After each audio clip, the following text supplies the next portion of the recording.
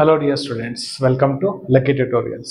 Okay, so today's topic is methods of charging. So ivatina topic methods of charging. So now uncharged object anna charge ಮಾಡಬಹುದು.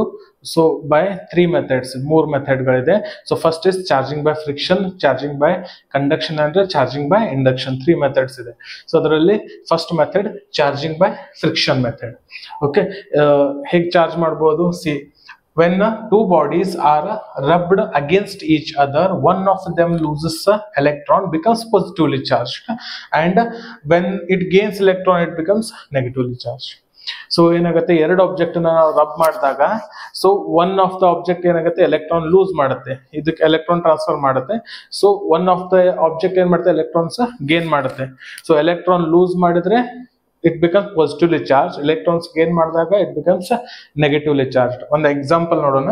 See here, so it is glass rod, ಇದೊಂದು glass rod ಇದೆ. See, it is the silk cloth. Okay, silk cloth. ಇವೆರಡನ್ನು ನಾವು rub ಮಾಡಿದಾಗ so ಏನಾಗುತ್ತೆ, glass rod ಏನ್ ಮಾಡುತ್ತೆ, it loses the electron. ಇದು ಎಲೆಕ್ಟ್ರಾನ್ಸ್ ನ ಲೂಸ್ ಮಾಡುತ್ತೆ.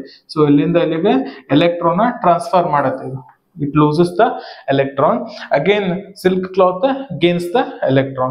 So electron lose ಮಾಡಿದೆ, electron is negatively charged. Negative charge lose ಮಾಡಿದ್ರೆ so ಅದು ಏನಾಗುತ್ತೆ, positively charged ಆಗುತ್ತೆ. So it loses electron, it becomes positively charged. It gains electron, it becomes negatively charged.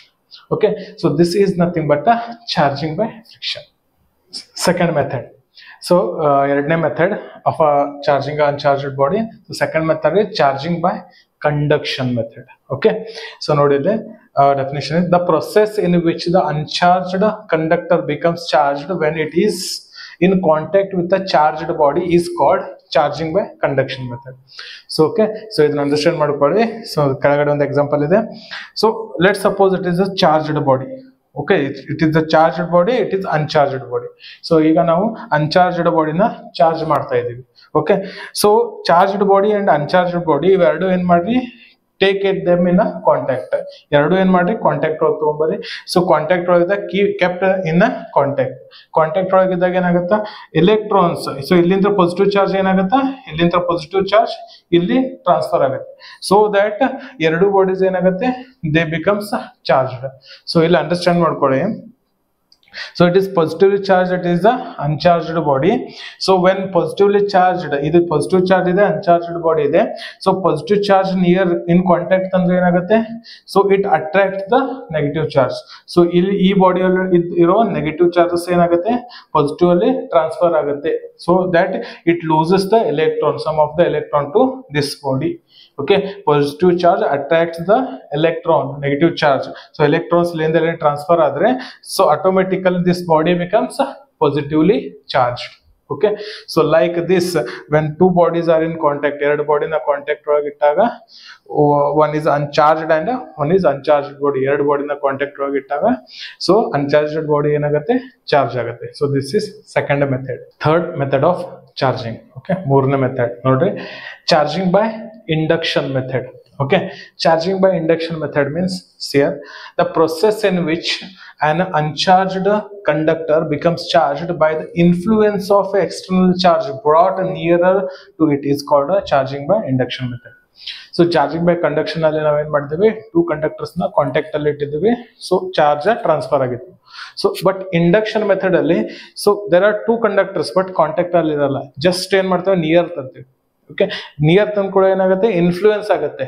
We know properties of charge, like charges repel and unlike charges attract each other. So see here on the example, let's suppose it is conductor, charged body, it is uncharged body. Again we are charging the uncharged body, uncharged body na charge ಮಾಡ್ತಾ ಇದೀವಿ.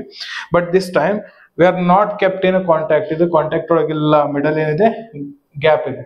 Okay, see here, so charged body ಮೇಲೆ positive charge ಇದೆ, uncharged ಬಾಡಿಯಲ್ಲಿ again actually it is net again neutral ಇದೆ, but there is the charge present in the body. So ಈ ಬಾಡಿಯಲ್ಲಿರೋ negative charges ಏನಾಗುತ್ತೆ, positive charge ಕಡೆ ಅಟ್ರಾಕ್ಷನ್ ಆಗುತ್ತೆ, attraction ಆಗಿ ಈ ಎಂಡ್ ಅಲ್ಲಿ positive charge, again positive charge ಏನಾಗುತ್ತೆ, ರಿಪೆಲ್ ಆಗುತ್ತೆ, ಪಾಸಿಟಿವ್ ಮತ್ತು ಪಾಸಿಟಿವ್ ರಿಪೆಲ್ ಆಗುತ್ತೆ, ಪಾಸಿಟಿವ್ ಈ ಎಂಡಿಗೆ ಬರುತ್ತೆ, ನೆಗೆಟಿವ್ ಈ ಎಂಡ್ ಅಲ್ಲಿ ಬರುತ್ತೆ. ಓಕೆ, ಸೊ ಈಗೇನಾಯ್ತು, ಪಾಸಿಟಿವ್ ನೆಗೆಟಿವ್ ಚಾರ್ಜಸ್ ಸಪರೇಟ್ ಆಯ್ತು, but we need to charge this whole body, charge ಮಾಡಬೇಕು. ಸೊ ನಾ ಏನ್ ಮಾಡ್ತೀನಿ, ಈ ಪಾಸಿಟಿವ್ ಚಾರ್ಜ್ ಅನ್ನ ರಿಮೂವ್ ಮಾಡಬೇಕು. ಸೊ ದಟ್ ಈ ಪಾರ್ಟ್ ಅನ್ನ ಏನ್ ಮಾಡ್ತೀನಿ, ಗ್ರೌಂಡ್ಗೆ ಕನೆಕ್ಟ್ ಮಾಡ್ಬೇಡಿ.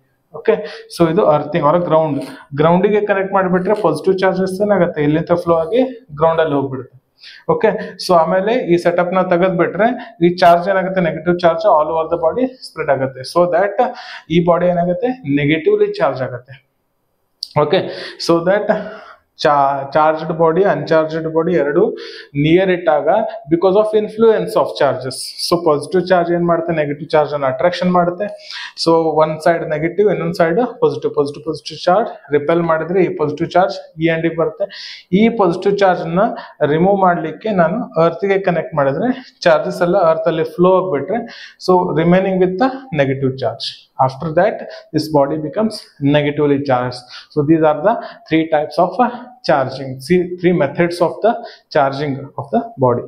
Okay, thank you.